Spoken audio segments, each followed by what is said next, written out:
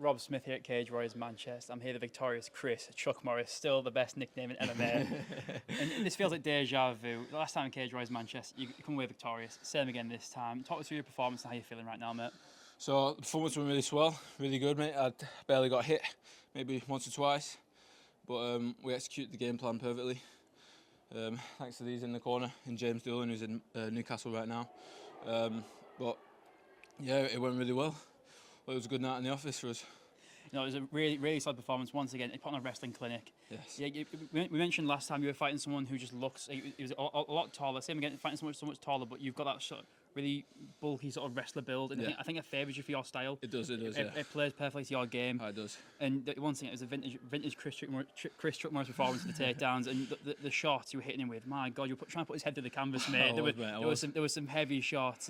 It was at one point he was moving. We were thinking, is he done? And we were thinking, surely he's got to be coming soon. Were you surprised at all how long he lasted in the cage with you? Because you were hitting him with some mean shots. Well, the first round, I knew he'd be sharp. I did expect him to resist the first takedown more. There's a couple of shots that I did at the start that wasn't really well set up, but we adjusted and corrected that. But I did feel him. I knew that he did not want to be there, like, in that sense. And I think the moment I felt that he was fading, I knew that all I needed to do was repeat it again in the second round, and I knew he would be out. Especially the moment I got past his guard and got into a half guard, I felt him with her, and that was when I started putting pressure on more with the strikes. And no, this was an extra special victory. You know, first finish as a professional fighter. That is a big one. That is a huge moment. That's got to feel extra little bit sweet. I wanted to make sure that I didn't leave it to the judges on this one.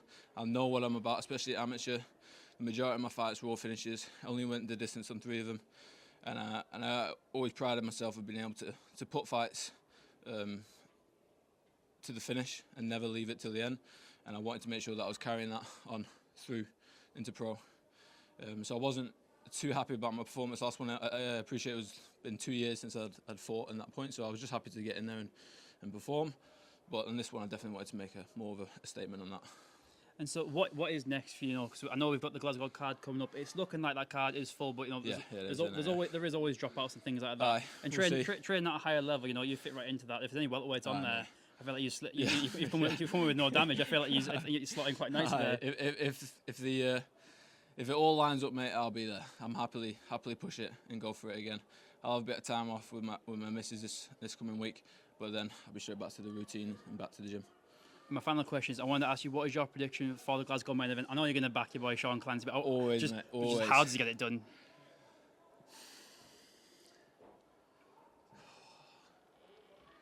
The thing is with Sean, I think he's so able to finish fights either on the ground, especially now in the feet. Now he's shown that in his last fight. To simply say that it will only finish in one way. I do think it will be a knockout. I think that Justin, he's a tough, he's gritty.